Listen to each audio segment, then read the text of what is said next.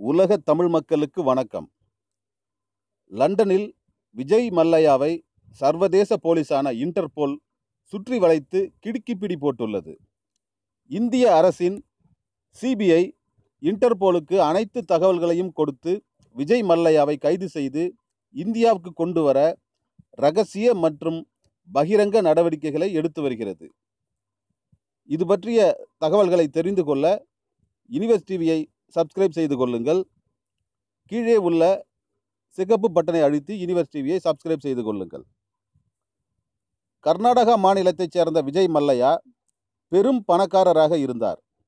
Kingfisher என்கிற பெயரில் சாராய ஆலைகள், கிங்ஃபிஷர் ஏர்வேஸ் என்று இவரது சாம்ராஜ்யம் இந்தியாவில் பறந்து விரிந்ததாக இருந்தது. அதோடு விஜய் மல்லையா முன்னாள் பாராளுமன்ற உறுப்பினராகவும் இருந்துள்ளார்.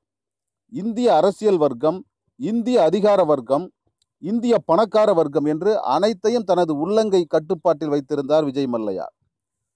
விஜய் மல்லையா தனது செல்வாக்கை பயன்படுத்தி இந்திய பொதுத்துறை வங்கிகளில் 35,000 கோடி ரூபாய் கடனாக பெற்றார்.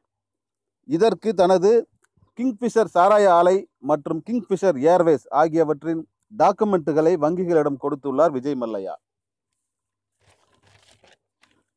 இந்திய அரசின் பொதுத்துறை வங்கியான எஸ்பிஐ என்று சொல்லப்படும் ஸ்டேட் பேங்க் ஆஃப் இந்தியாவில் விஜய் மல்லையா 9,000 கோடி ரூபாய் கடனாக பெற்றிருப்பதாக இந்திய அரசு கூறுகிறது. இப்படி இந்தியாவில் ஏமாற்றி கொள்ளையடித்த 35,000 கோடி ரூபாயை இங்கிலாந்துக்கு கொண்டு சென்று அங்கே பல கம்பெனிகளில் முதலீடு செய்து சில கம்பெனிகளை புதிதாக தொடங்கியும் உள்ளார் விஜய் மல்லையா.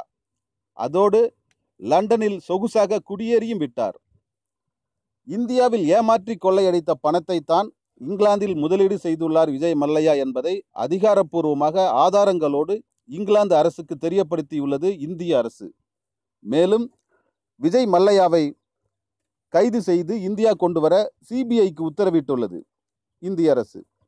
சிபிஐயும் இன்டர்போலும் இணைந்து இரகசிய நடவடிக்கைகள் மற்றும் பகிரங்க நடவடிக்கைகள் மூலம் விஜய் மல்லையாவை இந்தியாவுக்கு விரைவில் கைது செய்து கொண்டு வந்துவிடும் என்று இந்திய அரசு தெரிவித்திருக்கிறது. இது நடக்குமா?